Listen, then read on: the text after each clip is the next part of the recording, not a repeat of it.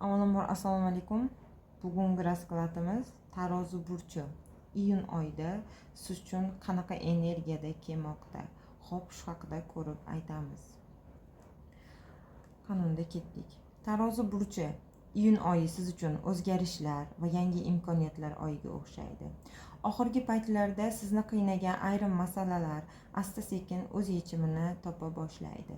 Bu oyda siz ko'p narsaga boshqacha nazar bilan qaraysiz va oldinga qadam tashlashga tayyor bo'lasiz.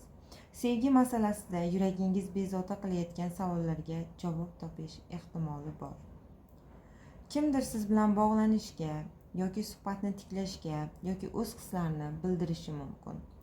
Yolg'iz tarozilar siz uchun yangi tanishuv, yangi energiya kutmoqda. Moliyaviy tomondan. Tarozi burchi moliyaviy tomondan. Qani? Moliyaviy tomondan. Iyun oyi sabr talab qiladi. Katta natijalarga darrov yetishib kelmasligingiz yoki tez yetishmasligingiz mumkin, lekin harakatlaringiz bekorga ketmaydi. Oy oxirida yaqin foydali imkoniyat yoki kutilmagan xushxabar paydo bo'lish ehtimoli bor. Bu oyda sizning eng katta kuchingiz muvozanatni saqlash.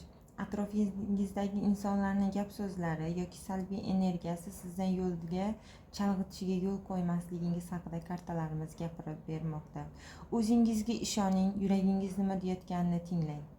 Kartalar yana shuni ko'rsatmoqdaki, oyning ikkinchi yarmi, uchinchi va birinchi yarmiga qaraganda omadliroq bo'lishi mumkin.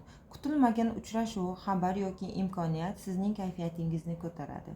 Tarozi burchi iyun oyida sabr qilganingiz sari oldingizga yangi eshiklar ochilishi haqida aytib bermoqda. Agar kartalarimiz to'g'ri kelgan bo'lsa, komment yozib, like bosishni va obuna bo'lishni esingizdan chiqarmang. Sog' bo'lasizlar.